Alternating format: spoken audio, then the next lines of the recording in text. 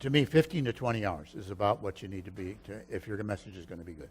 And almost anybody that you listen to on podcasting or that is famous nationally, that's the number they're always using. Nobody's doing a good job less than 15 to 20 hours. If I were to divide my 15 to 20 hours up, I'm usually at least 5 to 7 hours just studying the text, okay?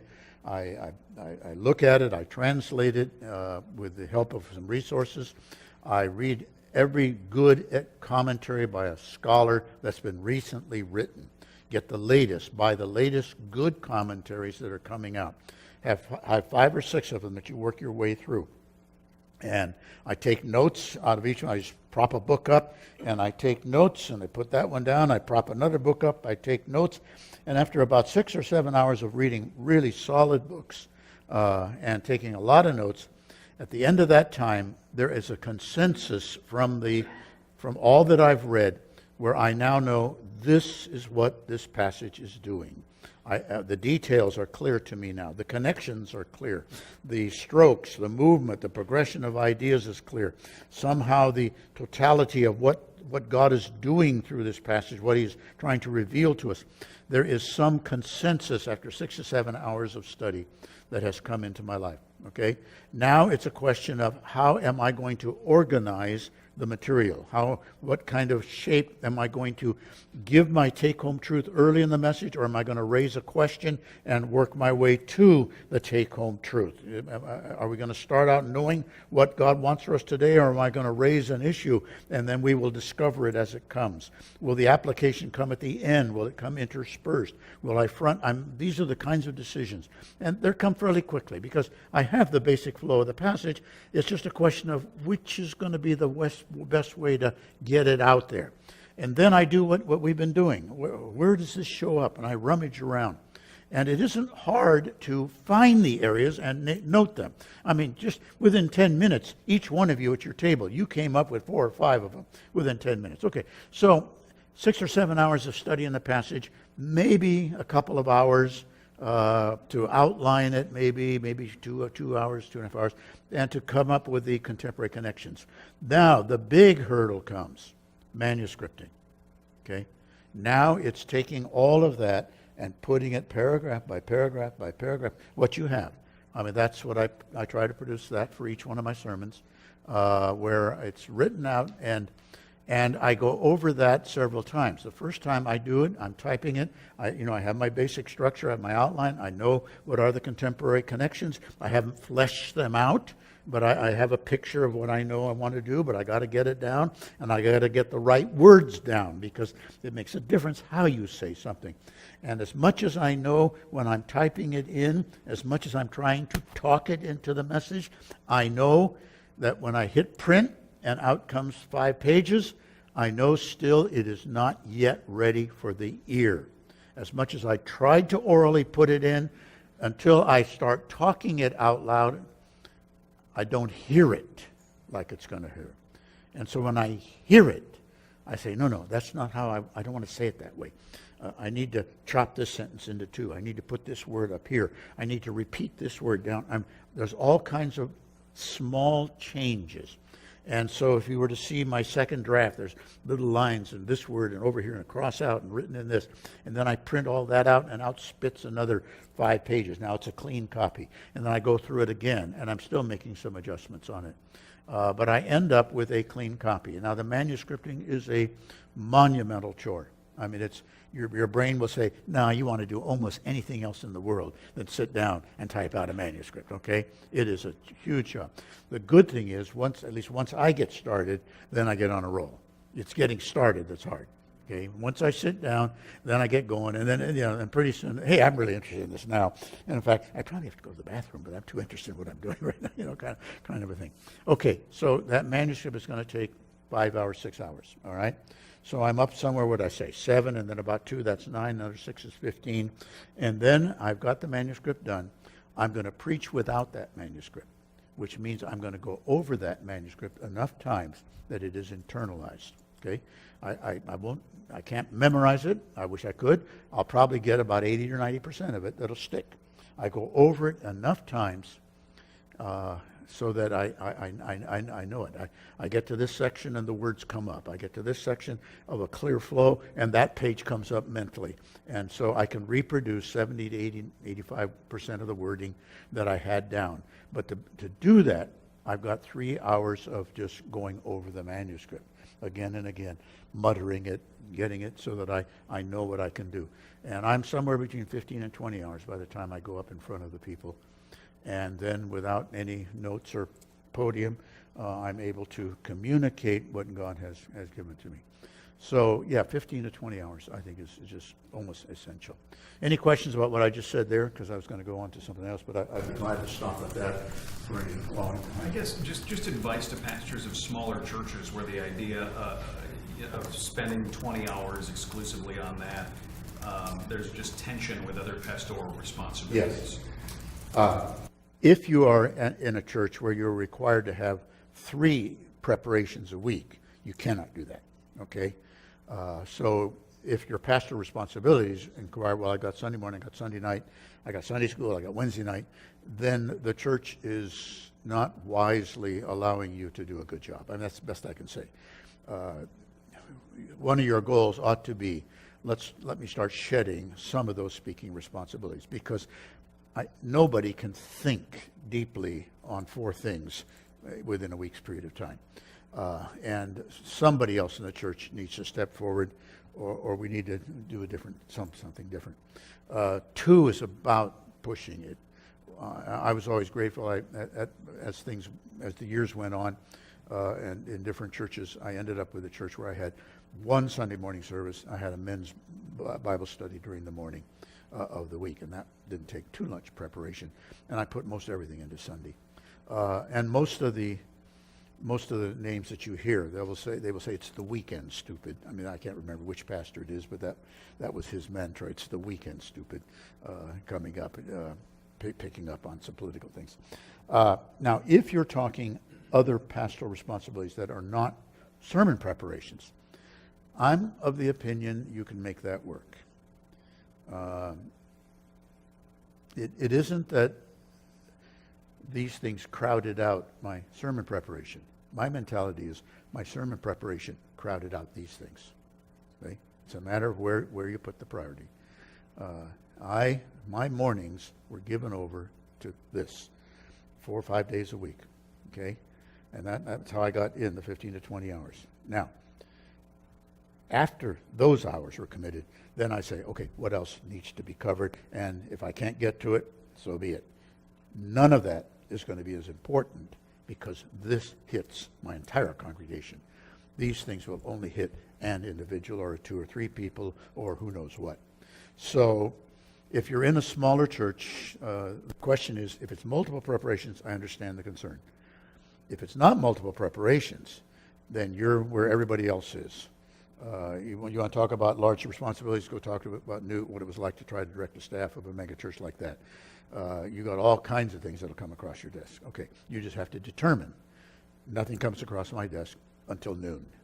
Okay, and then I'm open for whatever else can happen. So that's a good question. Thank you. Any other questions? How do you get started? That's my biggest thing too. Is just get started. I'm good once I'm in, but I can procrastinate with the best of them getting there. Yeah, what always helped me was there wasn't anything else I was going to do in the morning. I had a. You mean getting started in this process of studying and preparing? Yeah, okay. I was fortunate enough that the homes we had, there was enough bedrooms that I could bunch the kids up and save one for myself. And so I had a bedroom which became a study. And I'm a morning person. And so often the first thing, whatever I got up, I just grab a cup of coffee and I go in, sit down, start working. They may even still be asleep. And by the time they get up, I join them for breakfast. And then after breakfast, I maybe shower, shave, and then I'm back there. There's nowhere else I'm going. I'm not going into the office, and no phone calls are coming in. My wife is screening everything. And so it becomes just an inviolate time and space that when I step in, that's what it's for. That gets me started. Now, manuscripting is a different thing. When I get to that stage, then there's other things around the house I can find to do other than manuscript. And that's where the discipline comes. Yeah. I also get started first thing in the week. If I'm taking Monday off, then Tuesday morning, bang, that's where I start. and go from there. Dude also mentioned smiling, and I resonate with that. I still do this. I developed it early on, where when I come up, okay, I'm introduced, or I'm not introduced, it's the time for my sermon, and I come up, and the first thing I do when I get up there, I just kind of take in everybody with a smile. I just, I want to say, hey, I'm glad to be here. I'm glad you're here. I think I have something good to say for you. And I'll just give a little bit of a smile. And one time in the first church when I was doing that, I was smiling around, and I saw one of the high school kids, and he was going, he knew what I was doing. He was giving it back to me. I thought, okay, that's fine. He was really a sharp kid, went on to become a good pastor, went to an Ivy school and got a PhD and pastored a large church on the Eastern Seacoast for a number of years. He was one of those kids where, he was there. He was all Mr. Everything in high school, and he was an out-and-out vibrant testimony for the Lord, led people to the Lord on the high school campus, everything. I mean, if he wasn't 5'2", I would have been threatened by my job entirely. I mean, that was even from a high schooler. So he was a really sharp kid, but he gave me that smile back kind of a thing. Even good. Okay.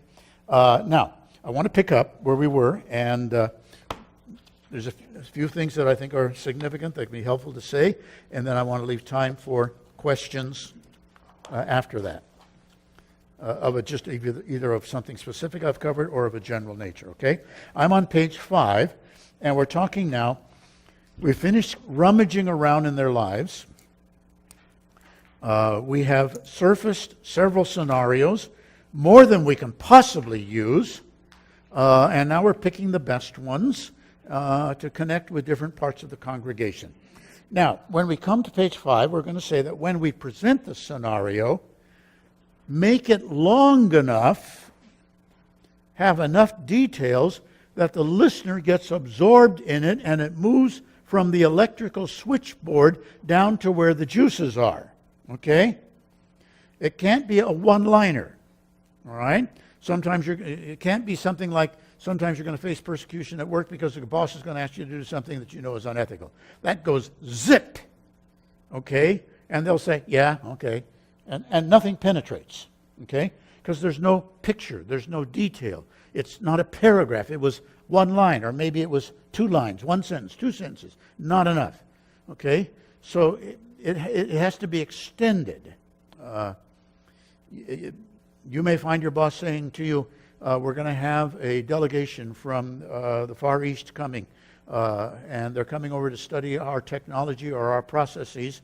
They're going to be with us for a week. They've let it known that when they're staying here, they would like us to arrange some female company for them for the evening. Would you please take care of that? Your boss has just asked you to provide prostitutes for this visiting delegation. Okay. Now, all of a sudden, it hasn't. See, all of a sudden, you guys all got real deathly silent. See? That was all right. What else you can say about that? See? Now it moved from here, which was your boss may ask you to do something to okay. Here is where the juices are. Here is where the adrenaline is. Here's where all the glands secrete. Our language has developed the language that says, here is where we feel things. Somebody will say, I felt like I was kicked in the gut. Nobody else says, I feel like I was kicked in the frontal lobe. No, the frontal lobe is an electrical switchboard that sends things until it gets down here. We felt it in the gut. You know, the scriptures say the same thing. What kind of mercies do you put on? You put on the bowels of mercy. Okay? So relevancy has to have enough in it that the listener starts to deeply feel it. Okay? If you're flipping through Time magazine and you come across a Biafran child that is starving to death, teeth protruding, eyes bugging out, distended tummy, skeletal thing, and you come across that picture and you flip it. You register, kid starving, flip, don't have time for that. Nothing happens. You let that picture sit there. You look at that picture. You imagine warlords siphoning off food supplies. You imagine one of your grandchildren or one of your kids looking like that. And all of a sudden it isn't a flip, it's a, oh man, that's just not right. Right? So you've got to stay with it, all right? Relevancy occurs when there is some sort of an extended thing. Act it out. Give them a picture, okay? Tim goes to Sears, buys a big box, wheelbarrow. Comes home with a big box. Opens it up. Knives along here, here, open it up. Red shell comes out. Here's this big black pneumatic tire. Here is the wooden handles. Now, what's he got to use? What's he still got to get? Out comes the bag. Here's the bag. All the nuts and the bolts and the screws. And inside the bag, there is this white sheet of instructions. Okay? Now, real men don't read instructions. Tim says, I don't need instructions. Just give me a picture. That's all I need. Yeah, that goes there, that goes there, that goes there, that. And that's what your listeners are saying. Pastor, give me a picture. Give me a picture. Don't give me abstractions. Give me a picture. What does it look like? How does it show up? Your Sunday school class is going to say the same thing. You're teaching a 5th grade Sunday school class of boys. And you say, okay, guys, before we leave, your parents come, let me summarize what I think this whole lesson about is that we've talked about today. Here it is. This is what God's saying to you. Be a good Christian. Oh, okay, Mr. Sunukjian, that's a little bit general. You have anything more specific? Oh, yeah, that is, isn't it? Okay. Yeah, what was I after? Oh, I know what I was really after today. Respond to those over you. Okay? Now, respond is not a picture word. They have no idea what you mean by respond. And when you're in the 5th grade, everybody's over you, so that doesn't help either. So you say, okay, what it means is, okay, obey your parents. Okay? Obey is not a picture word. Obey is, yeah, but what do you have in mind? Parents is a picture word. I can picture my parents. And so now they're happy. Okay, thank you, Mr. Sunukjian. Never heard that before, so that's good information. Okay. Hey, what am I really talking about? I'm saying when your mom gives you 85 cents and tells you, don't you buy Cheetos with this, you buy milk when you get to the canteen line. Okay, that's how you will test whether you're being obedient to God. You come up there with your 85 cents, you look at the Cheetos, you look at the milk, you buy Cheetos, but God says, same on you. Okay, it's concrete. It's specific. Relevancy is in the pictures and in the details. So develop pictures as best as you can. All right? Now, when you develop those pictures, I'm on page 6.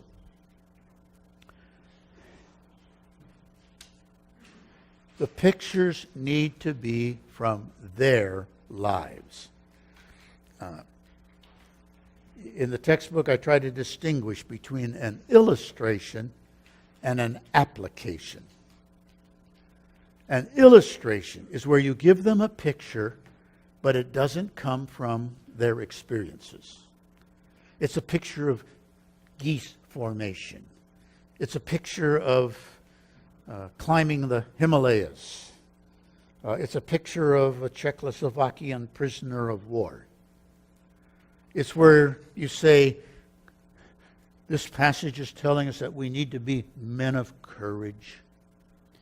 We need to be men who are bold and willing to take risks for God. God, give us men of courage. Let me tell you the story about a Civil War general.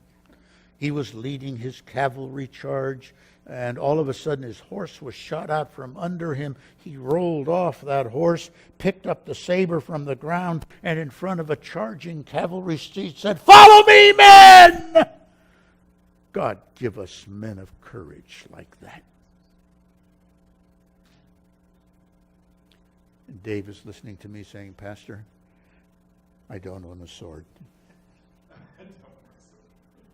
I cannot visualize a time in my life when I will be leading on foot a charging cavalry. It's not my life. I mean, it's a wonderful story. You're a very entertaining speaker, but nothing has happened spiritually. That's illustrations. Illustrations are visual. They're totally fascinating.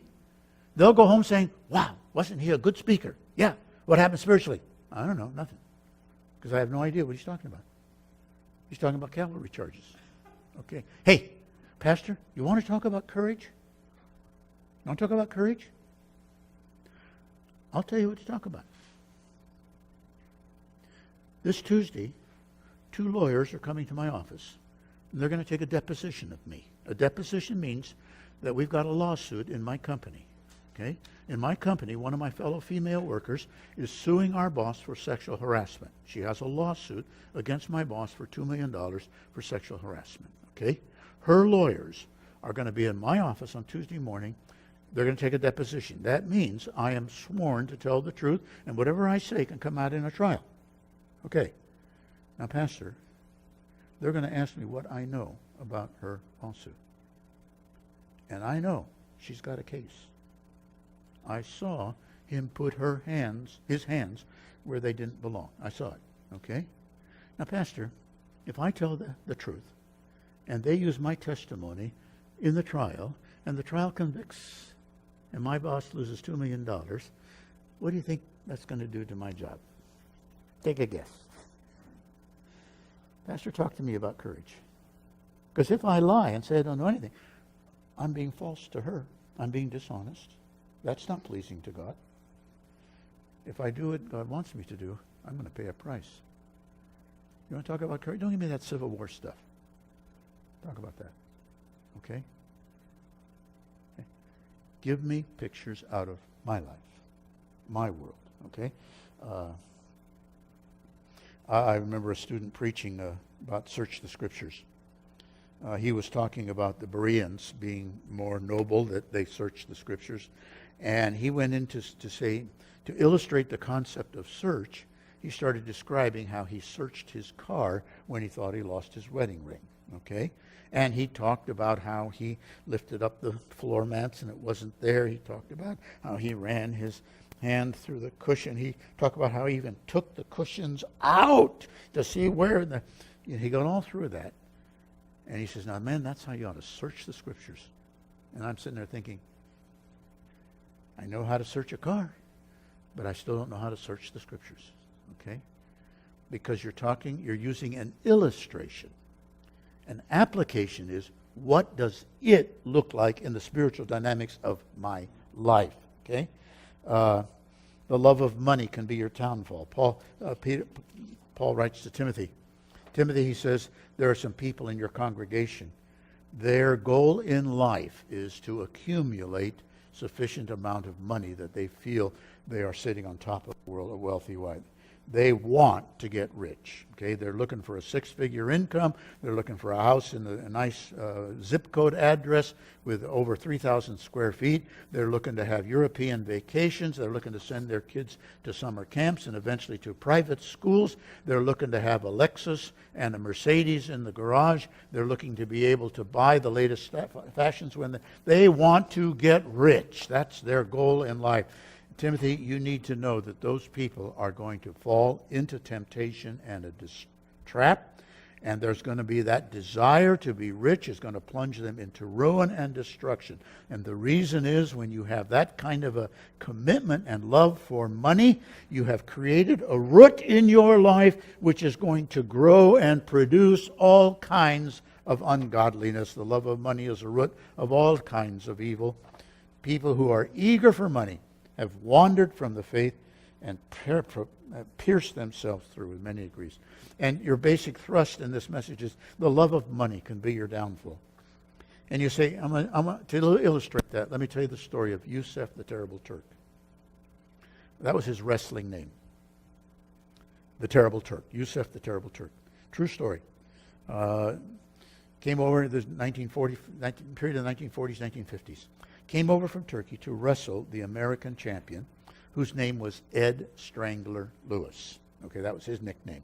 And Ed got the nickname Strangler Lewis because he had developed, he would get you in a headlock, he would get your head there, and he had developed the ability to hang onto that clamp and to continually apply pressure against your head, not a chokehold because that was illegal, but he could put the pressure right here and he would increase it until he just became so groggy that on the mat and he would win the champ. And he was the American champion. Now, this was in the day before what we see on television today where they pick up chairs and hit each other and throw them out of there. This is when it was still a sport. Okay, so Ed comes over to wrestle, Yusef comes over to wrestle Ed. Well, Yusef is so tall and his head is so big, Ed can't get the lock. Ed Strangler Lewis. He just can't, he can't. And Yusef just kind of, bounces him around and wins the match. Okay? And Yusef, a few days later, is ready to get back on the boat and go across the Atlantic back to his native European home. This is when the transatlantic flights were not that common. Most transatlantic crossings were still by boat. And so he's ready to get on the boat in a couple of days. But he wants his prize money. And so they write him a check. And he says, piece of paper no good, my village. Okay, no, don't give me a piece of paper. Give me something solid. Well, how can we give you dollars? Dollars no good in Turkey. Lira. Well, we're still on the gold standard. We don't have, we can't put our hands on that much lira real fast. It's not like today you can go into any exchange currency kiosk in an airport. So they settle on gold. We're still on the gold standard. And so gold is universal. He can use that.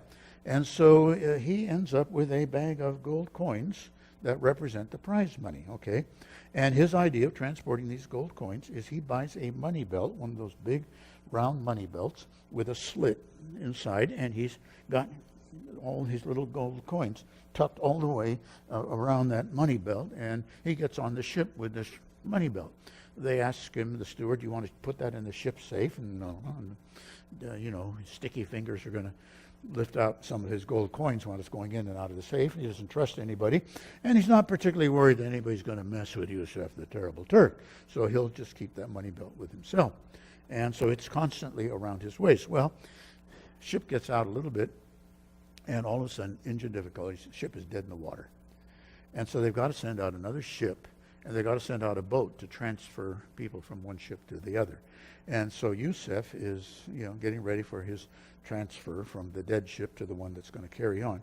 And just as about the time he's about ready to step off of his ship, when he has committed his weight and there's nothing he can do about it, a sudden movement of the waves in the water pulls the boat out, and down he goes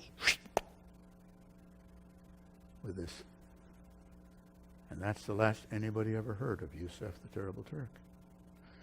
The love of money will be your downfall. Okay? And the answer is, Pastor, the next time I'm crossing the Atlantic wearing a gold belt, I'll remember that. Okay. I told you an illustration. None of you are wrestlers. None of you are going to cross the Atlantic wearing a gold belt for which the love of money will be your downfall. It's not your world.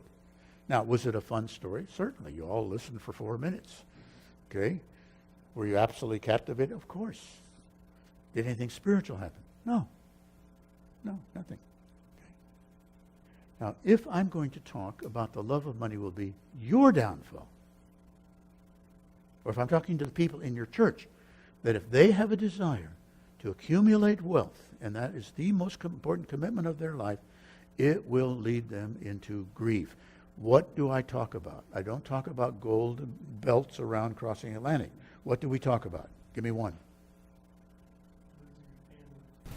Because you spent more time pursuing wealth than investing in your family. You got a dad that's working 80 hours a week, 85, 90 hours a week, and he lost his family. Okay, there's one example. Give me another one. You have the money to buy a large enough property with a pool, but then that property costs you more money to maintain it and more time to maintain it. So you're having to work more, and then the times you're not working, you're actually spending taking care of this property. So yeah, you're not actually doing. Give me another one. Give me another one. The love of money will be spiritually disastrous. Give me another one.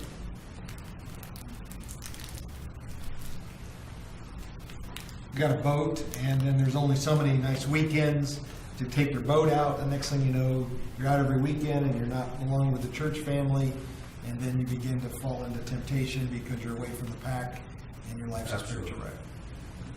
That's the experience of the chairman of the board of my church.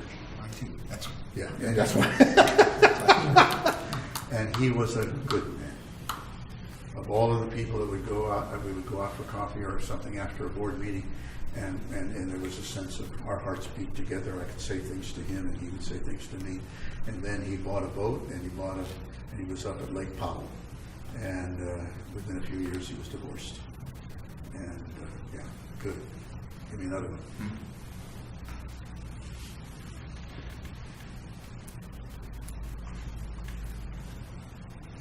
Credit card debt, excessive lottery gambling, quarreling with siblings over the will and the inheritance, and destroying an entire family structure because I want. Okay, now you're all there nodding your head. Yeah, now you're nodding your head. Yusuf, the terrible turkey, just laugh. No, you want your people saying, yeah, okay. And then they know in what way they can act so that Christ-likeness shows up in those situations. So we need to surface from their own life. Yeah. The illustration versus that application, do you need to give as many details in the application in order for it to connect like you did with that illustration? Or is it simply enough to, in a few sentences, present one To of say those credit scenarios? card debt is not sufficient. I just did that as a label here. Quarreling over the inheritance, that was probably enough to lock into it, but I'd probably add a few more sentences on that. Credit card debt needed about 4 or 5 sentences. Not as much as Yusuf, because Yusuf was a long story, but enough instances to, we did in the boat. We both of us in the boat. He could have added some more details, and I kind of fleshed out exactly what he's saying. So there's a modest amount that is necessary for them to, oh yeah. As you're surfacing this emotion and bringing this up, there's a certain delicacy of, okay, you're talking about that divorce paper that was on the table, and you came home from work, and there's somebody sitting there, it's like, you're getting too close to home now. Sexual abuse and wars, things like that then you have to be careful, don't you, the risk of being rejected and shutting down because you just hurt me. Yeah. I didn't mean to, but when you get into that emotion, it's up there, it's raw. Yeah. Balancing that. The wisdom behind that observation also recognizes it depends on the size of your crowd. Okay? If your crowd is somewhat small where they all know each other and they all know this information about each other, and they're pretty certain that you know the same information about each other that they know. In other words, then I don't go into that specific. Okay? I got a lot of other options. I don't have to talk about credit card debt if somebody just declared bankruptcy because of credit card debt. I'll talk about inheritances or whatever else I might talk about. Because the last thing you want is while you're talking to have the audience going, okay? You just don't want to do that to somebody, okay? In a larger audience, if you've got several hundred or if you've got 5 services, they know that the people sitting next to them do not know that about them. They're also pretty certain that Newt doesn't know that about them because Newton doesn't even know who they are in the church. So whatever he says, even though it hits close to home, they know it's not personal. It may be piercing, but it is not where you have wounded me in a way that you should not have. So you just kind of got to know your crowd and which ones to stay away from. It even got across the aisle. Chair, but because it's so raw, for you may have 1,000 people, but there's that woman there that it's like you really don't know how bad I've been hurt. Yeah. I'm just saying, don't we have to be careful that with compassion and There you gentleness go. when you get real close home. Yeah.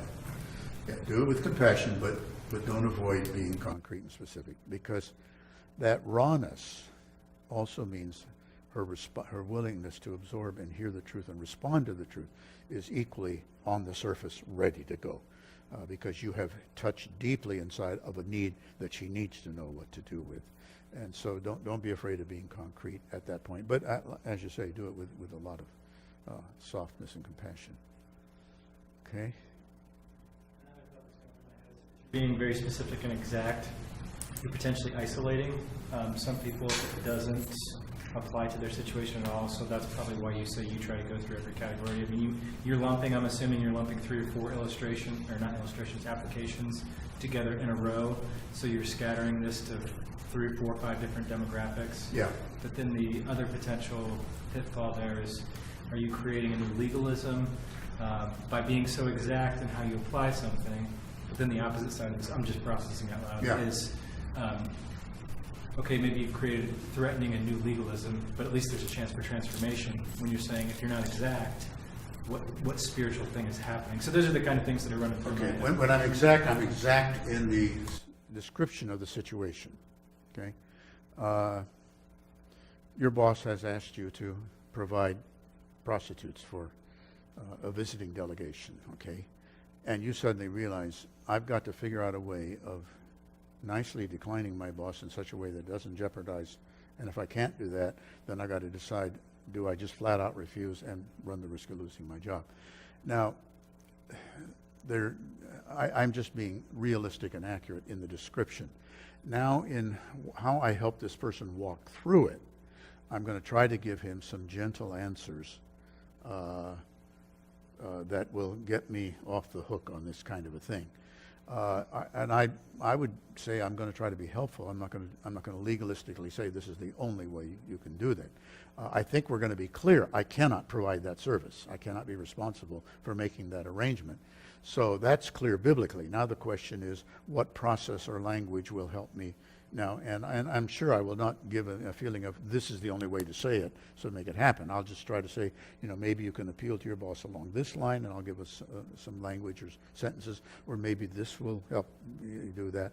And so there's no sense of there's only one legalistic way to make it happen. So I try to avoid that. Somebody else had a question up, and it was. Even with permission to share that personal doesn't mean that somebody won't be hurt by you sharing. I mean, it's specific. When you know your crowd, I'll say this after a lot of years being very transparent in ministry, even though you feel you have permission to share From somebody of divorce, and you know that person because you know you're a pastor, you know their heart, you know what's going on. Doesn't mean they aren't still deeply hurt by you even sharing it, even with their permission. Even so with it's their very permission. tough. So Yeah. I appreciate your comments over their brother a lot. Yeah, and the reason they're giving you their permission is they know that it's going to be it's going to hurt again when you mention it. But if they've given you their permission, they've probably done so because they feel like there is some benefit to God's people in learning something I learned hard, and maybe if I can spare them the pain, and that's their sacrifice. If they gave you permission, it was willing. And so you just do it. You say to him, you say, I appreciate that Joe gave me permission to share this. You can imagine how hard this is, but his spirit is, there is an obedience to Christ he wishes he had taken, and he'll tell you that. And and you're honoring Joe. You're lifting him up as a godly person who cares about others and is willing at his personal pain to invent that. So pain is not the issue. I mean, you can share a personal story and experience the pain on it, but you do it out of your own life because it becomes something that either encourages or warns or cautions other people. What you don't want to do, of course, is to share it without his permission. You don't want to do that. So, yeah, if they know that you're their pastor, and if they know that you're acting with a concern for them, and they've given you permission, you'll be okay. You'll be okay on it.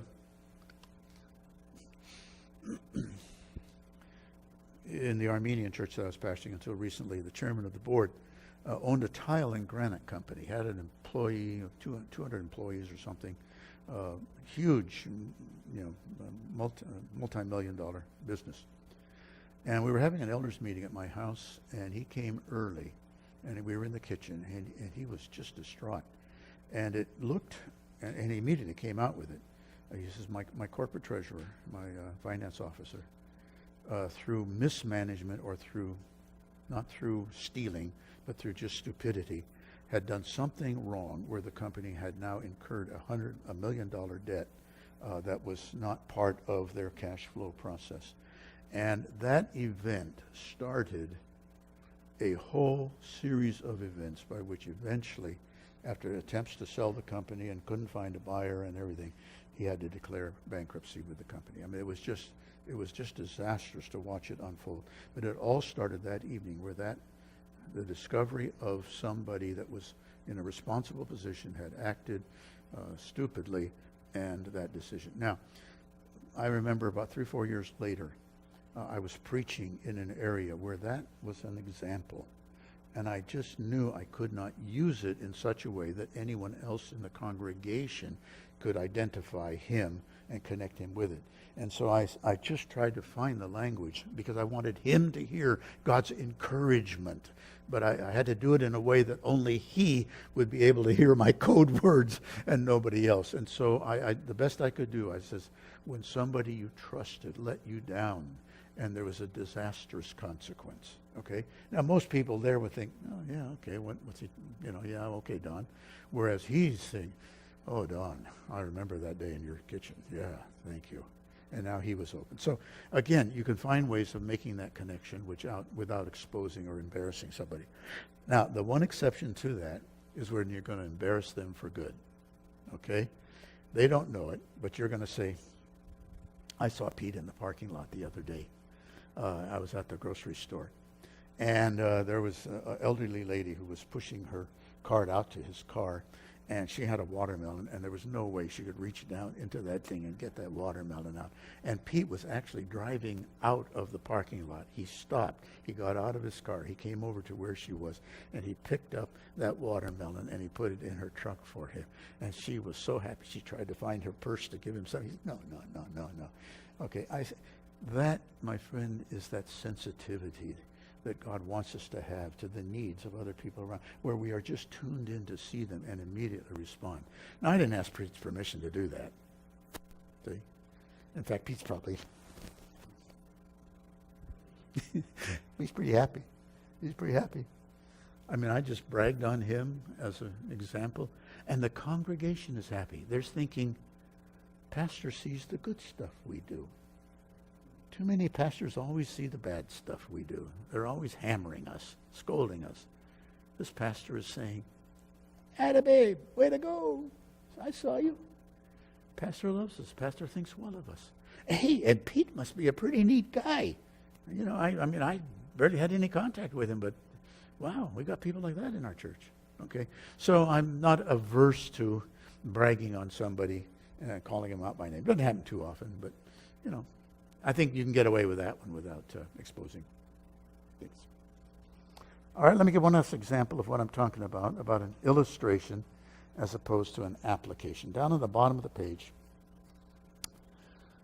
Paul writes, if somebody is caught in a sin, and the language there is they did sin, but they didn't necessarily premeditate it. Under the pressure of a moment, something happened, and they were caught. It came to light. Okay? What would be an example? A guy handles the incoming payments for the company, records them in some kind of a computer program, puts them in one of those little blue bags that goes to the bank with a zipper on it, and makes the deposit for the company every so often. Now you can see right away, I've given you enough details that you get a picture. You see this little blue bag, the zipper, and the computer program and everything. See? Details to make it seem real. Okay. And he's processing a lot of checks that are coming in and entering into the computer and putting them in this bank. And meanwhile, his mind is on the fact that his wife needs emergency surgery. And he doesn't have the money for it. His credit cards are maxed out. There's nothing in his bank account. He doesn't know any way to lay his hands on any cash. He's talked with the insurance people. They're not going to cover it because it's considered experimental surgery, and they don't cover it. His doctor says, I think we can appeal that, but it could take 6 to 8 weeks before we get an answer from the insurance company as to whether the appeal is successful. He cannot wait 6 to 8 weeks. If he doesn't get his wife the surgery immediately, there's a fatality danger. And that's on his mind. And all of a sudden, here comes a check, the exact money he needs for the surgery. He puts it into the computer so that the company records show that it's been paid and entering. But instead of putting it in that little blue pouch, he countersigns it, puts it in his wallet, and gets it to the bank into his personal account.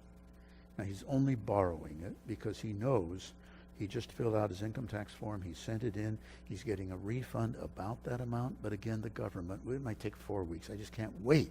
But as soon as that government check comes in for my refund, then into the pouch it goes and into the bank. The computer still has everything looking fine, okay? That's what he did. But an unexpected audit comes through, and he's caught, okay? When a brother is caught in a trespass, you who are spiritual, restore them. And the word restore, your good picture, you're saying, I'm going to give picture words, restore, that word restore was used in the medical industry when there was a broken bone. Okay? To restore a broken bone was to align it and let it come back to strength and usefulness. Okay? That word restore was also used in the fishing industry, that if a net got ripped, you throw a net out into the sea, you pull it in. If it gets snagged on a log down on the seabed and it rips, all of a sudden a hole has been created and whatever fish you have are streaming out. And to restore the net was to mend it so that it again performed its function with strength and efficiency. So you who are spiritual, you restore this person. Okay? I still don't know what to do with this guy.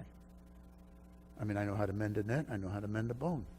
But we're talking about a guy that was caught in embezzling. What do I do to restore him?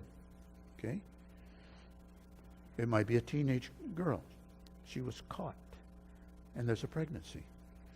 She didn't want it. She didn't plan it. She wasn't trying to make it happen.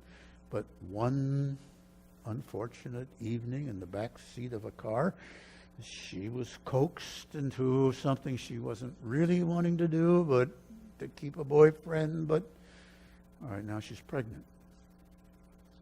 We need to restore her. She's in our church. She's 16. And if you preach mending arms and mending nets, the Sunday school superintendent is going to come up to you after and say, "Good sermon, Pastor. I know how we can restore Susie." What do you have in mind, Mr. Sunday school superintendent? We've been looking for a teacher for our 11th grade girls Sunday school class. Let's ask Susie. That will restore her back into ministry. Pastor gets a picture of 7-month pregnant 16-year-old teaching 11-year-olds and says, "Mr. Sunday school superintendent, I'm not sure that's what I had in mind." Well, Pastor, what did you have in mind? I don't know. Okay? She's a pregnant teenager. She's not a net or a broken arm. We're using illustrations of arms and nets rather than applications of how do you do it in the realities of what we've got here. Okay? The best example that I saw of that, I was preaching at a good-sized church in Texas, and the pastor who was there said, "Don, after you're finished, I'm going to come up and we're going to take in new members." I said, okay. So I finished my sermon and I went and I sat in the front row right about there.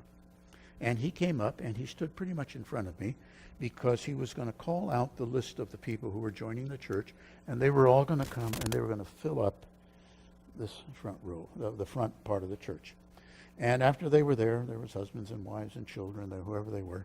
Then he said to the congregation, "In a minute, I'm going to ask you to come up and to welcome these people into our church. Come up and greet them. Tell them how glad you are that they're part of our fellowship. You expect that they will be a blessing to us and that we hope we will be a blessing to them." I'm going to ask you to do that in just a minute. But before I ask you to welcome them, I'm going to ask you to welcome somebody else back into our church, okay? And Susie, would you come? And she was ready. She was sitting on the aisle. She knew that this was going to happen. And so he asked her to come forward, and she stood almost directly in front of me, okay? And she was pregnant and quite visibly. He didn't ask her to talk at all. He said instead, he explained that she had met with the spiritual leaders of the church, that there had been a return to the Lord, a repentance and a regret, and that she wanted to come back into the church where she had been raised, and she wanted to look to the church people to help her raise this child. In the absence of a father figure, she hoped that some of the men would take it upon themselves to provide male modeling and activities for this child. She was hoping that some of the older women would help her learn to be a good mother to this child. And he says, when you come by and welcome these people into the church, I want you to also welcome Susie back into our church. And I sat there and I watched. People came down and they did what they were instructed. They started over here, and it was, glad you're here, glad you're here. And they wanted to get up to Susie because they knew her. And they got up to Susie and they stopped and the conversation went on. And I saw it balling up back here, stacking up. I saw people down here doing something like this. You know, what's holding up the line? Because, you know, it was kind of like I'm stuck in front of the bridesmaid from Kansas at a wedding that I've never seen before. I got to carry on a conversation with this person. I don't even know her name. You know, I don't even remember what relation she has to the bride. You know, but I'm stuck. Okay, because everybody was, you laughed as soon as I did that because there was a visual picture. So true. So true. Okay, see, read details and pictures. Okay. And I was close enough that I heard what they were doing with her. Okay.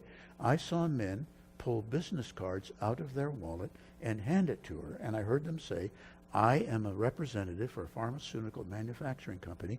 If your doctor prescribes any medicines, you call me. I think I can get you samples and you won't have to pay. I heard one woman say something like this. I have a box of baby clothes up in the attic. He thinks we're going to have another baby, but we're not. We're not.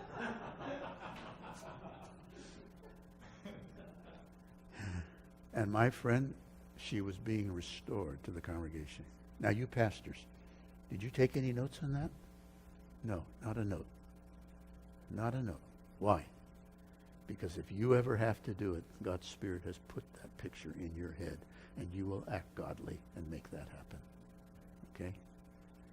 That's when Christ-likeness. We give them the realities of life, and they see themselves in the realities of life carrying out how God wants them to live. And it stays with them. So that's it. All right? That's the end of what I wanted to say. Now, is there anything else I can address in the area, either on this or some nagging question on preaching generally? We can take a few minutes to do that. Would you comment on deliberate, when you're preaching, walking around, changes in volume, changes in the way you do it? Is that just natural? You do it a lot. If you have a mobility of a microphone and you don't have some physical object of a podium that you are anchored to because your notes are there, it creates a great freedom, okay? This is my preaching Bible. I can walk around with it like this and open it up. If you have a really big Bible where it holds your arm down and it makes this arm useless for gesturing, then that's not good. I preach without a podium or without notes. I will have either a music stand or a little stool, something just to rest my Bible on. And it's available for when I want it. And I can pick it up, I can hold it for a period of time, I can do this with it. If at some point I need to do this, then I can do that. But it gives my mobility freedom to do it. I am much inclined to use the breadth of a stage a few yards, because there is always something that you are talking about, which if you visualize it, it involves movement. It involves movement. You're acting out something, or the story that you're telling from the Bible involves a clash or people talking to each other. Create conversations by looking like this. Okay, I want you to, I'm not going to do it. You can talk to me. You ought to do it. It's your responsibility. I don't care if it's my responsibility. I abdicate my responsibility. You figure out some other way. I don't have any other. See, I've got a nice conversation going back and forth. So I am pictorially creating something that is much more than if I said, imagine two people that are talking back and one says to the other one, the other one says, the describing it is not as good as the visualizing of it. And so I have the freedom, the mobility to do it. Once in a while, I can come off the stage and I can do something down close. And once every 2 or 3 years, I even found myself walking down the center aisle because the message somehow required it. Now, how much of that do I plan? If I'm walking down the center aisle, I probably plan that, okay? But otherwise, I don't plan my motions, okay? Other than blocking out a large movement. If I've got a character and he's going to show up 2 or 3 times in the story, then I want to put him in a spot so that every time I look at that spot, the audience says, yeah, that's probably so-and-so. So I block them there. But otherwise, I don't ever block any of my motions, facial expressions, or anything. My sense is if you are just absolutely engaged in what you are saying, it comes out naturally, okay? If I ask you to tell me the experience that your family most enjoyed on your vacation last year, the last thing you're going to do is say, wait a minute, let me find a podium. All right, well, we got on this boat and we started rowing down the river and we hit a bend in the river and all of a sudden the still water became white water and then we had to... You wouldn't do that. Nor would you plan your motions. You'd say, oh, man, let me tell you. Hey, we got in these canoes. I got my 10-year-old in front of me. I got my 5-year-old in front of him. My wife's in the back, okay? And my wife and I, we're rowing on each side. We got a guide. He's way in the back. He controls the thing. He's got the thing back there, okay? And we're just sailing along with it. And all of a sudden, yeah. Okay, see, you wouldn't plan any of that. Just being engaged in the story, in the narrative, in the telling. It comes out with the human personality God gave you. And I depend on that in my preaching. I try to get engaged in it, and it comes out. Older pastors have a very polished feel to them, especially guys who've done it for a long time. And we have some guys like Newt and Jeff's been up there at our church.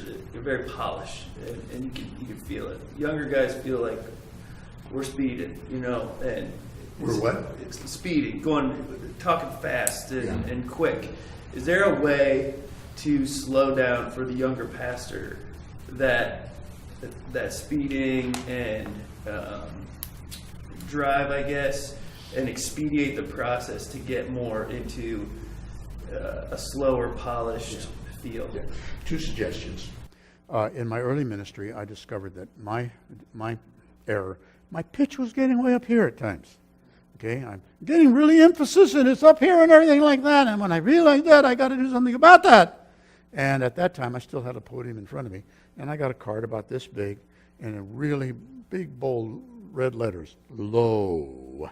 I wrote that and it sat there. And so sometimes if I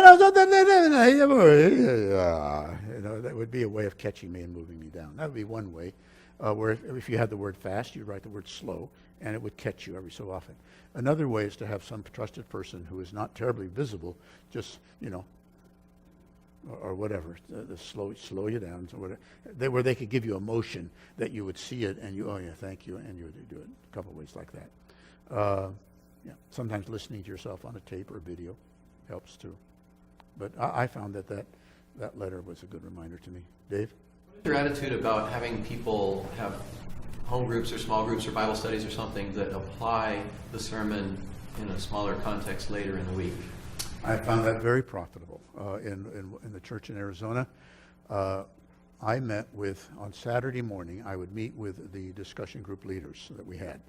And I would go over briefly what the thrust of the message was going to be. And then I would give them the questions that they would use following that sermon for their groups to make sure that they didn't have any difficulties with what we were talking about. And it was very clear. The questions were not answer people. In fact, in the home group I was in, they said to the group leader, and that was not me, Ray, what's the answer? He held up the sheet, says, All I got are questions here, no answers. Because, and here's the secret, I think, to doing that. Make your questions where they share life experiences related to the message, where they share their connections, their applications, how it came out of their life. Watch out for content questions, okay? What does Paul say in verses 9 to 12? Well, they don't know, okay? In other words, you start out in verses 9 to 12. Paul says that when you have, that when you are faced with a strange city, the first thing to do is to seek out some kind of Christian fellowship. Okay? Now, here's the question. Would anyone be willing to share an experience in their business travels or in their relocations among their home? Would anyone be willing to share whether they did or did not seek out a Christian fellowship and what impact that had on their family? Now, see, there's no right answer there. It's their experience. And they will come in with, hey, we moved, or I did a business trip in Japan, and the first thing I did was yada, yada. And all of a sudden, they're encouraging one another. So if the questions, follow-up questions, are who would be willing to share kind of questions, I found that the most profitable. And it is a good thing to do. We did that for a while. In one of the elder meetings, one of the guys came, one of the elders, he said, I didn't even know he was in the church, let alone that he was a man of such spiritual depth. He was referring to somebody in his group because they were hearing about their walks, individual walks with God. So I find that a very profitable way.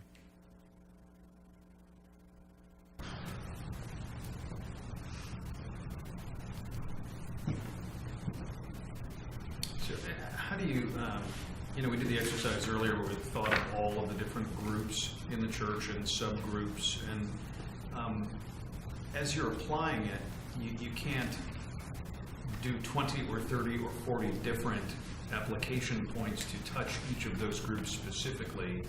So how do you decide in a sermon which of those groups you're going to try to touch with the application? I have two thoughts in that area. First of all, there are some large demographic groups, okay? Student is a large one. In my particular congregation, the single people are a large one. Business is a large one, and moms is a large one. So I might try that. So that's my first thought, that if I do something that fits inside a large one, probably a lot of people in that one are going to identify with it. I've also found that if I give one where it is detailed, somebody sitting across the room who is not part of that demographic hears enough details in that demographic that they pull it over into their world. I could be talking about a woman who is office manager for an entrepreneur. Let's call him Sam. And Sam has developed a computer program which is used in the medical industries, okay? Hospitals use it to organize everything that goes on in the hospital, their payroll, the scheduling of their surgery rooms, the inventory of their medicines. This will do that.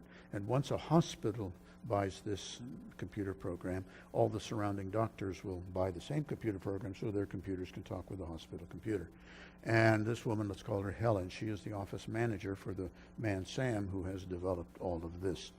And she has a couple of gals with her that help under her. And Sam's a good boss. She likes him. He pays well, gives her a day off to go watch her kid play soccer or something like that.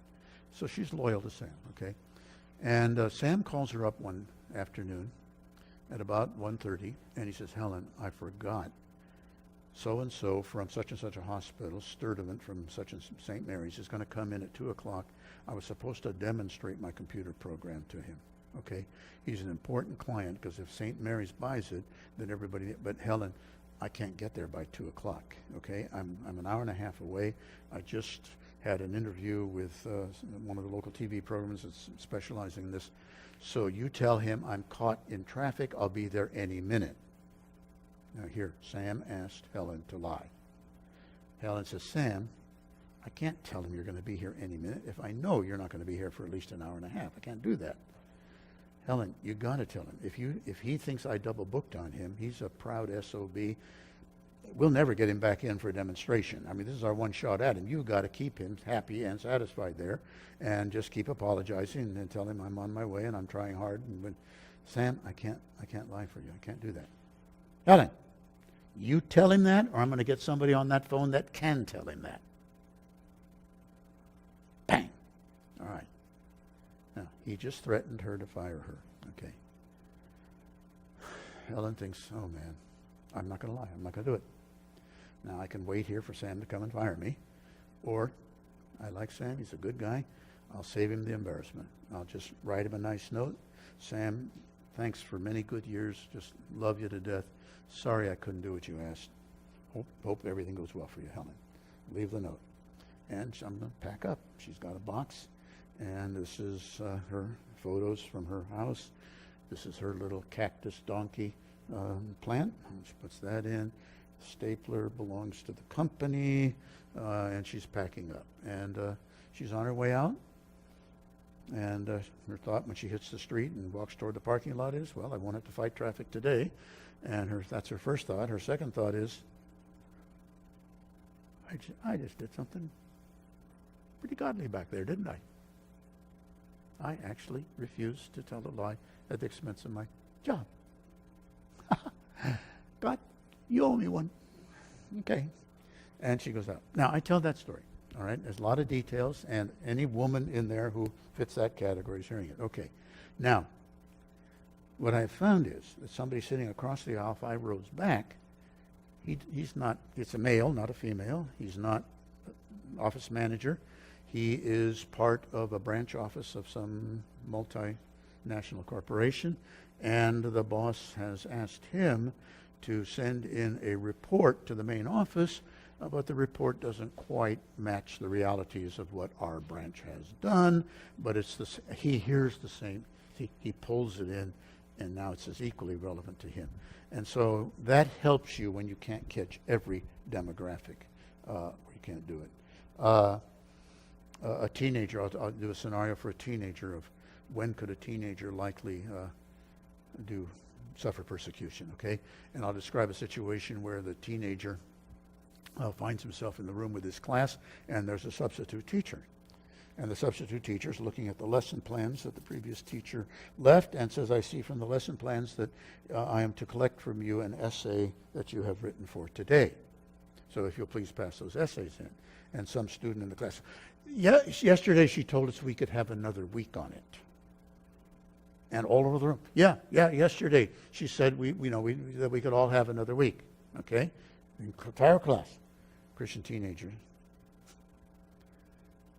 Ma'am, it's due today.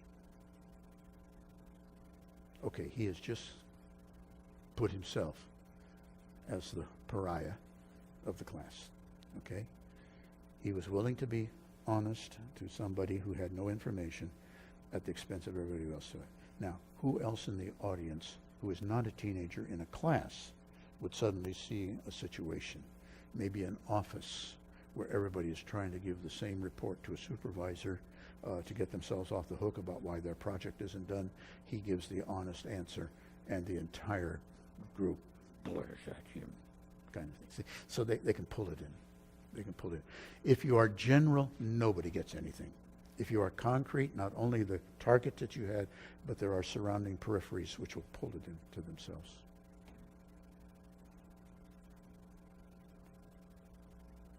What other reading do you do? I'm sorry? What other reading do you do? What is the reading I do? Yeah, other than commentaries. Since I'm a professor of homiletics, I try to stay up on that particular field. I read a lot of books that are in the area of preaching. Outside of that, I always read Time magazine every week. I read a newspaper every day. I don't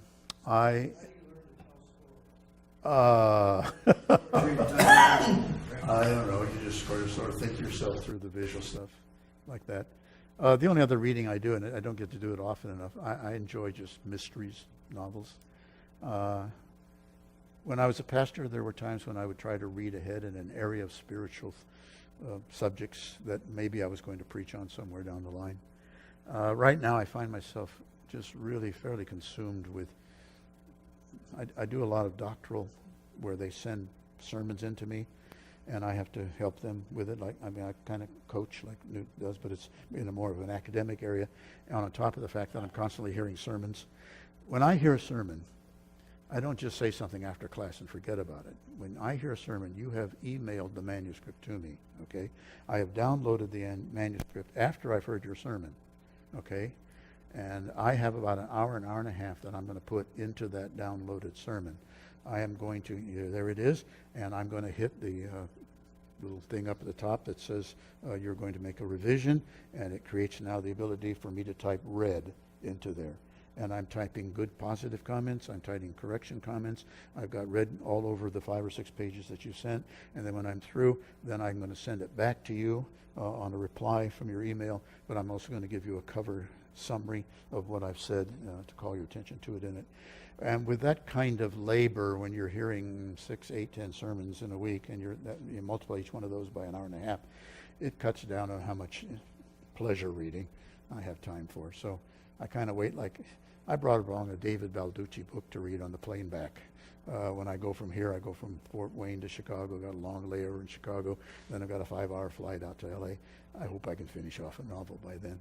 But that's kind of what I'm limited to do. You're a storyteller, Yeah. and you like the details, so I just was wondering where all of that, was that genetic? No, not at all. My dad was an immigrant. English is not his first language. And he, if he talks to you in English, he stumbles his way through it. My mother was fluent, but I think the honest answer to your question is something in me said, this is how you make your sermons come alive. This is how the truth becomes visual and real to God's people. And so I just have learned to work at making it happen. I manuscripted out. Most of the stories I just told you here, I didn't make them up right now. I mean, you understand that, of course. Somewhere in my past, I worked through some of those stories in some concrete way that they're down, and so now I can get out and fluently give it. And it sounds very natural and spontaneous, which in one way it is, but the honest truth is it is somewhere in my past that is surfacing and holding good for me right now. One of the things that I started doing probably 6 months to a year ago that might help is I tell my kids in a story form what I'm preaching on Sunday. And we have a lot of like normal lay people that work in factories, and I've learned that if I can't illustrate with my kids really well about what I'm preaching on, because they ask me every Sunday, say, Dad, what'd you tell the congregation about today? And if I can't, and I started doing it a week beforehand, so I'll take like a point at the breakfast table. I'll say, how am I going to illustrate this point for my 7-year-old to understand? And I'll look at her every single time, and it can only take like 5, 6, 7 minutes, and I say, does that make sense? And she'll go, nope. And I'll know that I have to go back to the story, back to the drawing board, because if it doesn't make sense to her, I have guys that work in factories and stuff like that. They're normal blue-collar workers. It's not going to make sense to them either. And that is not only a true observation about factory workers. If you listen to the network news guys, the anchors on the big network news, ABC, CBN, whatever network Fox, whatever network you listen to, you listen to those network anchors, they will never use a word you don't know. At your level of education, their target audience is an 11-year-old vocabulary. And their sentences are, they'll never say a sentence you don't immediately comprehend that sentence. It is a simple, straightforward sentence. And they are getting the big bucks for the skill of learning how to do that, okay? And that's the target audience of language exactly that we should have. I often say to my students when they said something that I thought, I don't even know what you just said, okay? Or the way you said it was, I don't know who you think you're talking to. I will say this to them. Tell me how you would say that to an 11-year-old in the church parking lot. Now just say that. I'm 11 years old and we're in the church parking lot. How will you say that to me? And they can't think of how to do it. Okay, now that's what you've got to get to, because that's where our audiences are, all of our audiences. And so that's a good suggestion, though, too. Can you explain the place for illustration then, like using a movie clip or a story that you read on the news, something along those lines? I'm not against illustrations. I just don't want us to think that since I gave an illustration, there was relevancy, okay? An illustration has interest, fascination. Sometimes we think it clarifies. No, it was clear before you gave the illustration. You know, the old thing about illustrations are like windows, they let in the light. Well, man, is my talking so dark and mysterious and ambiguous? Shame on me. No, I don't need the illustration for light. Illustrations, they're a moment of ease. They are enjoyable, pleasurable. Would I tell Yusuf the Terrible Turk? Of course. I mean, let's laugh. I mean, why not have fun? But I would not believe I had done relevancy. So I don't do that. Now, concretely, you asked a question about movie clips.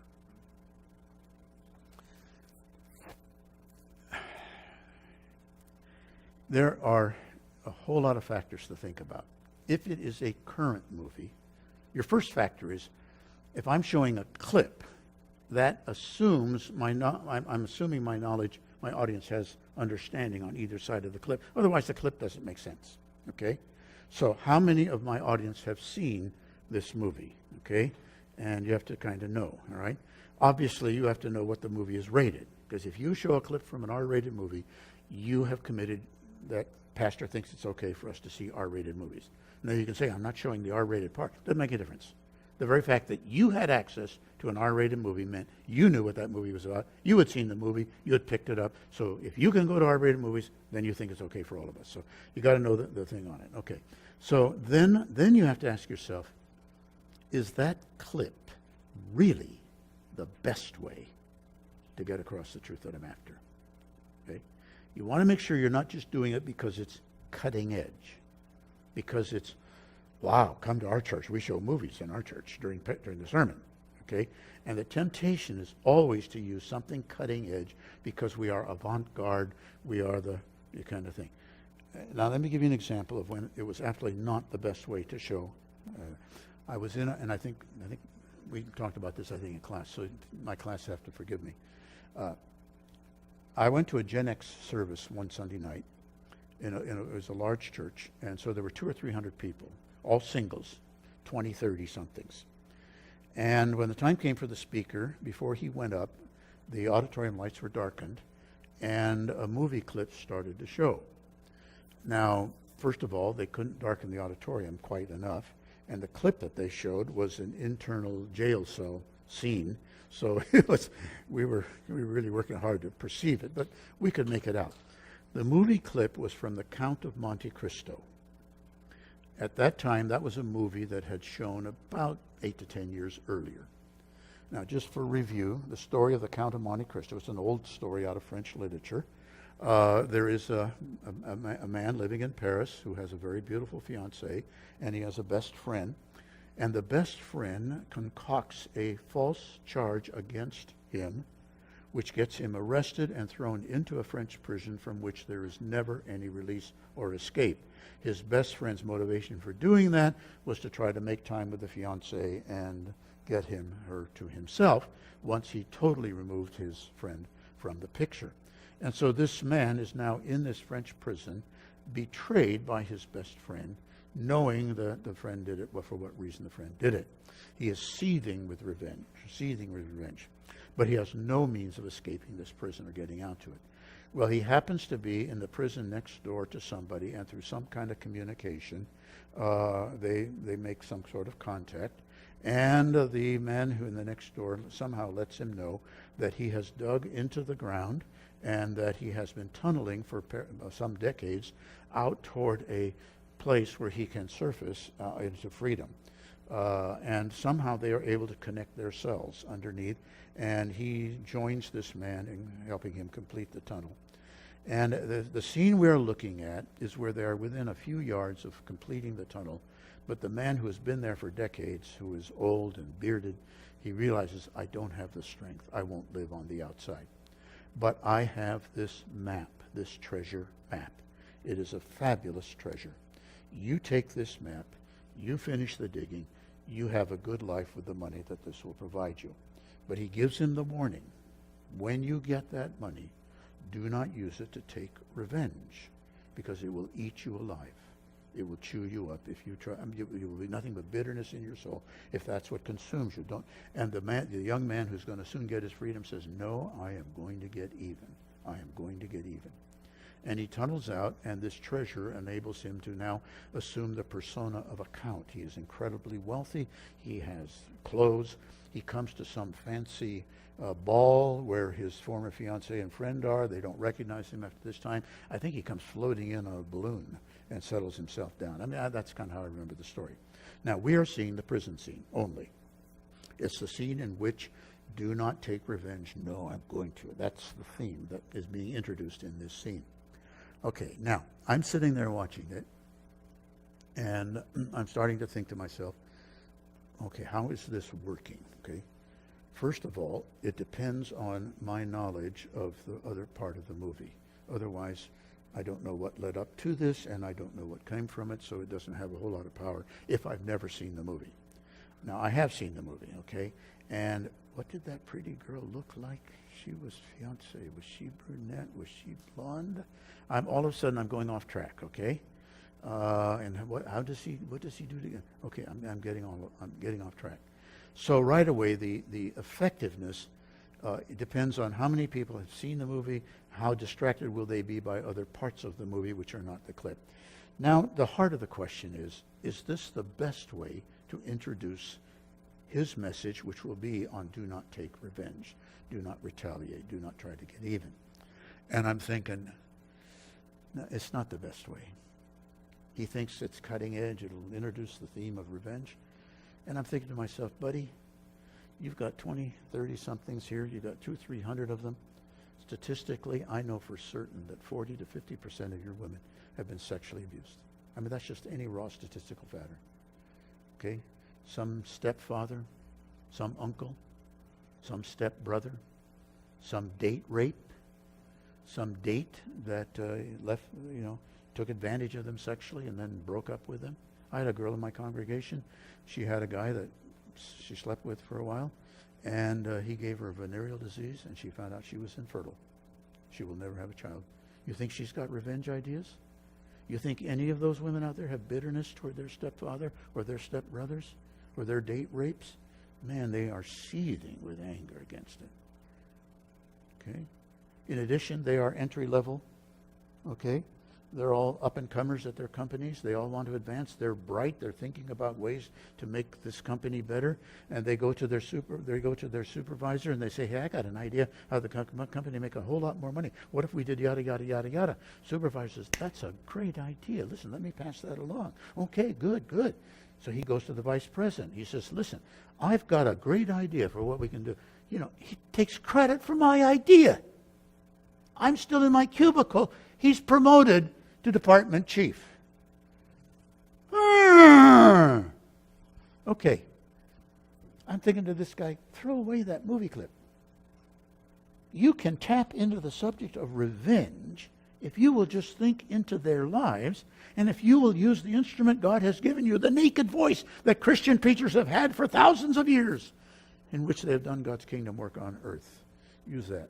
And so I'm not against any of it.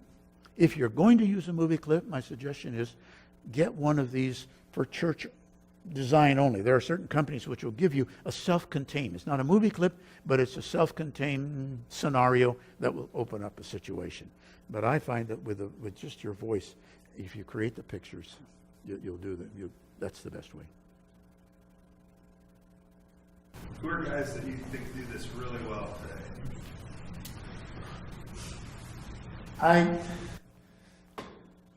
I have difficulty answering that question, and I'm not reluctant to, okay? Difficulty because I don't listen to a lot of guys, all right? I hear so many during the week. My idea of relaxing is not going on an iPodcast and listening to somebody else's sermon. So, and if I did know somebody, they may not be a name that you would recognize, so, yeah.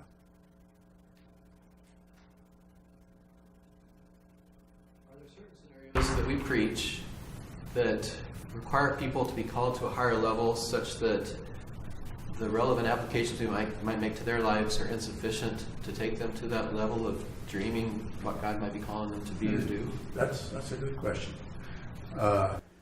when you started on it, I was thinking of even something a little bit different on it, which is, did I call them to too high of a level that they are not able to make, that I should have had a more incremental step. So I'm going to assume that both conditions could sometimes be true, where I don't call them high enough or I called it too high.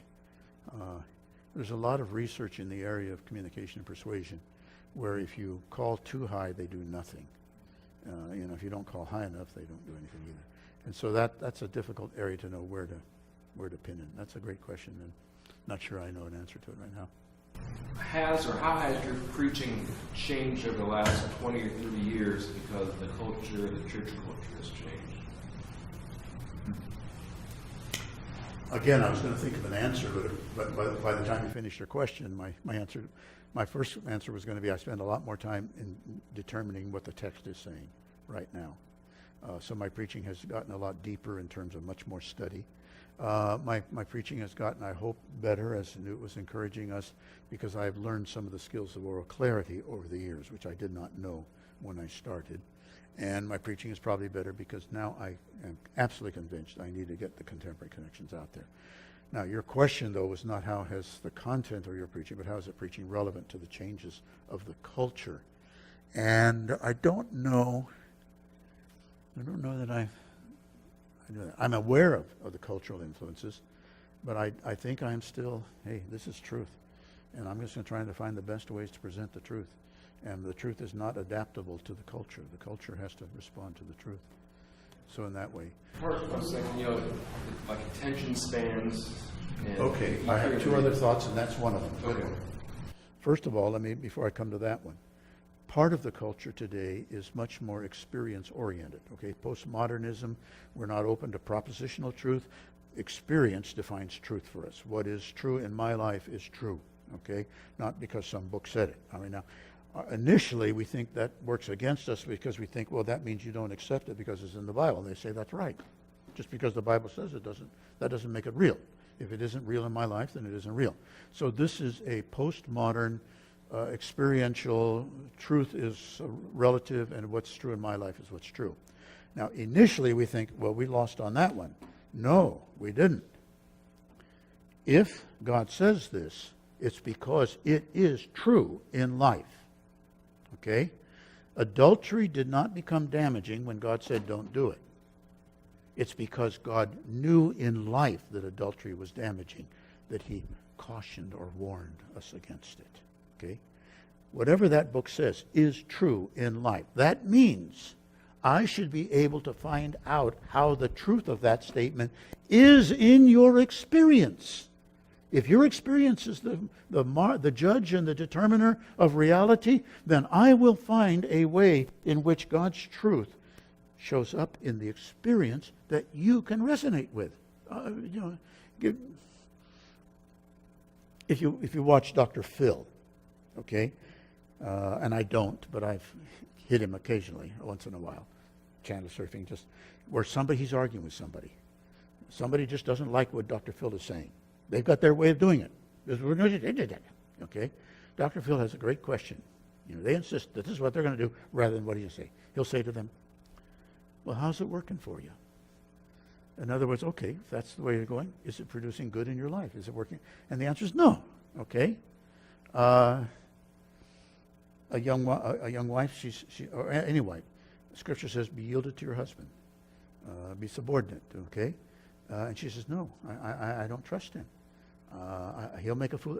He wants to quit a good, safe job where he's got health benefits and stock options, and he wants to start a bicycle repair shop. Okay, and I said, no way, babe. You're going to stay in that job because it's providing what we need for our family. Bicycle repair, man, you talk about a risky investment. We could be out of our whole life savings could go up in your pipe dream of bicycle repair. You're going to stay in the job that you're in. See? She says, I'm not going to be submissive to him. I don't trust him. I think it's a stupid, foolish decision. All right. She's against what the Bible's teaching. Now, her spirit, her attitude is sinful. The Scripture says sinful behaviors or attitudes always have some downward deterioration. There is always some disciplinary consequence that comes when a believer is sinful. Now, I cannot convince her husband is trustworthy. Okay? He may not be. I'll grant her. She may have a difficult area there. So I won't try to work with her. Oh, it's not as bad as all that. I'm sure. No, I don't do that. I go over on this side. I kind of adopt well, how's it working for you? Are you and your husband having a really good marriage? Is he still the knight in shining armor that is attentive to you and is concerned about you and takes care of you and protects you? And no. Well, what's going on? Well, hey, I know what's going on. They don't talk to each other anymore. He's being emasculated, and he resents it. If he has anything to say to her, it's with anger because of what she's doing to him. He knows she's got him locked in, but he doesn't have to be happy about it, and he's going to make her know that. And they're always bickering and talking to each other. They haven't had sexual relations in who knows how many months or years, and he hardly ever has any interaction with her other than an argument, and he tries to avoid those. Like Solomon, he retreats into the corner of the den with a TV or a hobby rather than to dwell in a 4-bedroom house with a contentious woman. And he has absolutely nothing to do with it. She has lost the white knight. There is absolutely no intimacy, no sharing of life together, and the kids realize that. Now, so how's it going? Well, it's not working. All right, let's go back and see if maybe being submissive might produce trustworthiness into him. Maybe saying, honey, I just don't think it's a good idea. But if that's your dream and you really feel that God's leading in the family, let's go with it, okay? And if it turns out, instead of saying, I told you so, you say to him, well, it was a great idea, honey. Hey, we lost everything, but we're young. We can build it back. I'll get a part-time job. You're my man. Let's go at it. And man, you have changed your husband for the good, okay? God's truth should resonate in the reality of our experience. And so I'm not afraid of the fact that experience is the barometer of things. Now, what was the second one that you asked or raised? Pretty much it. Attention span. Yeah. Okay. Yeah.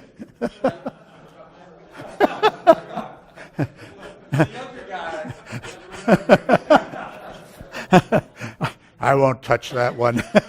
No, in fact, I will say something else. There's nothing wrong with our attention spans. Our attention spans have not shrunk. Okay? Every person in your audience will go to a local theater and they will sit spellbound for 2 hours watching a Star Wars movie. They will badly have to go to the bathroom, but they will let their burst before they're going to get up and leave this movie. Their attention span is okay? There's nothing wrong with our attention span. It's just a bad sermon that they lost on. So if you talk for the ear, if you are natural and you move, their attention span will stay with you. At the end of 40 minutes, they will, oh, are you through already? Once in a while, they'll come up and say, I could have listened to you talk for hours. Now, I got that once or twice in my life. I wish it would have happened about once or twice a year, but once or twice over several decades, it was good enough to keep me going, Whereas if it's a bad sermon, then they're, So, yeah, there's nothing wrong with the attention spans. On the editorial on short sermon series only, there's some that are teaching 4 or 5, 6 weeks is the very most you can do in a series, and on topical verses, topical exposition. I'm perfectly fine with topical sermons. When you talk about topical sermons, we need to sort out, because there's 2 ways that wording is used. A topical sermon as opposed to a topical series. Both are appropriate, okay? A topical sermon is where you choose the topic and you find at least 2 scriptures in which there's a statement about your topic. They make different statements, okay? How do angels serve us? Angels serve us by being guardians to us. Angels serve us by bringing God's revelation, okay? How does God reveal himself? God reveals himself through the creation. God reveals himself through conscience. God reveals himself through Christ. God reveals himself through the Word. I've got 4 passages, each one a topic. I have chosen the topic. It's my question, and I have found the passages which honestly address that question. That's a topical message. A topical series is where I have a topic that covers the series, and each individual message may be on a single passage. Okay? So how can we strengthen our marriages? Okay? One way we strengthen our marriages is according to this passage. Husbands, wives, we stay together for the sake of the kids. Okay, whatever it may be, I've got a single passage as I'm building a topical series. I will do those kinds of things, both topical messages and topical series. And you're often guided by any one of a number of factors. If I've been through a long book study, I might do a series of topical studies. If we've got something important coming up in the church, and the way to address it is that's the focus of the topic, and I want to do 2 or 3 messages on that topic, I will do that. The bulk of my ministry has always been a book in which I go through it. And that brings up the next part of this question, which is, how many weeks will you do on that kind of a book? Now let me pause there for a minute, because I think that, who's at Willow Creek? Give me the name. Yeah.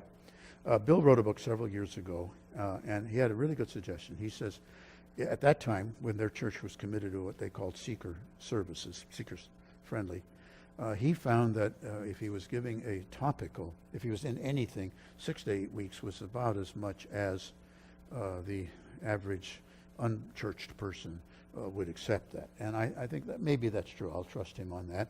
I have found that in church circles, if they are used to a Bible teaching ministry, it's not how long the series is, it's how good the individual messages are. Okay?